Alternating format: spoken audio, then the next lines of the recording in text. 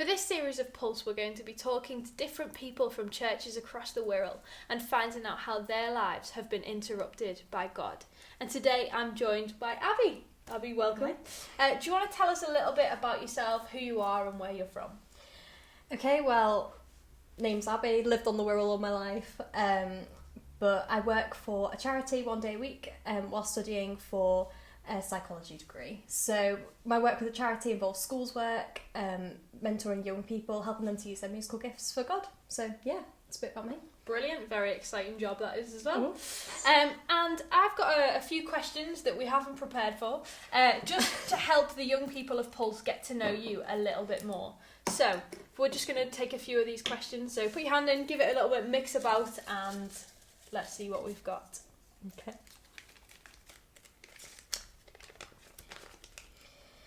Would you like your life to be remembered in a book, a film, a song, or a piece of art? Explain. Okay. I think I would choose a book, because a book you can have the most detail in a book, and I feel like there's so many aspects of life as a Christian where there is so much detail because God cares about the details. So I think I would choose a book so you can get the most in there. Brilliant, excellent. Let's have another go. I'm going to leave that out there so I don't pick it again.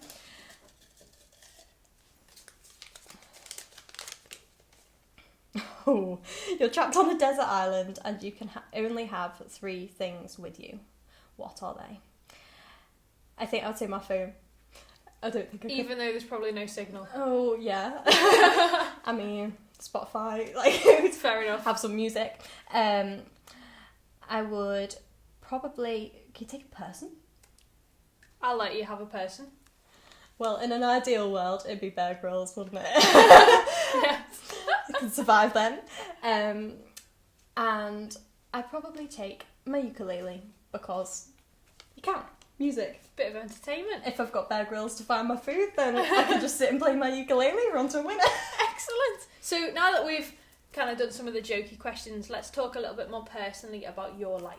So at what moment in your life did you first encounter God? Well, I guess this one's a bit of a tough one. I would say that as someone who grew up in a Christian family, I was kind of exposed to the idea of God from a very young age. Mm-hmm. Like, I grew up with the belief that there was a God and that he did care for me. And although I would say that I believed in it from a young age, I wouldn't have called myself a committed Christian from that age. So if you fast forward a little bit to when I was about 14, I was at a Christian week away, and I kind of said to God, look, if you're real, you need to show me.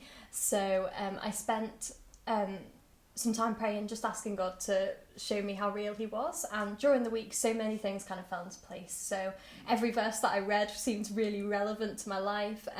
The speakers who were speaking at this conference were they were talking about topics that were just so relevant to my life, but also God really used them to speak to me. And so I would say that I realised how interested God was in the small details during that week, and as a result I would say that I committed my life to God that week, and yeah, I got baptised a few weeks later, so yeah, it's pretty cool.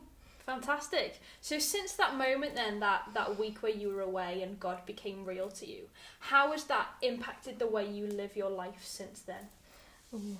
I think with God it impacts every aspect of your life, but one area that I'd say that I've really seen it would be in the whole idea that God has a plan and a purpose for our lives. So when I did my A-levels, I kind of applied for uni, I applied for several different courses, and I got unconditional offers for a lot of them.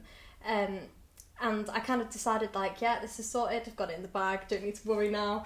Little did I know that it was all going to change. But I kind of prayed about it, and I said to God, can you just really give me a peace when I've chosen the right thing? And I just had no peace over it. So in the end, I cancelled my offers from uni, and I took a year out. So yeah, during that year out, I started working with Voice. So I've been a part of Voice for years anyway. But I started working, and I was introduced to schools work, a bit out of my comfort zone, but that's okay. And I started working in primary schools, and essentially part of my job was to tell other people about Jesus.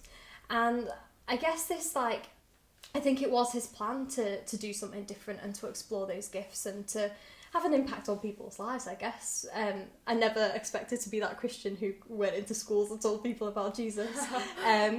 But that was God's plan, and I've got so much out of it, and I've drawn so much closer to God as a result of that. So I would say that that's the area that it's impacted my life the most. I mean, obviously every day you have to live it out, and you want to honour God with your actions, and so there's an everyday impact, but I'd say that is an area that I've definitely seen the most impact in my life. Brilliant. And so finally, if you could give a piece of advice to the young people in the Pulse groups who are going through these choices and these changes and making these decisions, then what would that piece of advice be?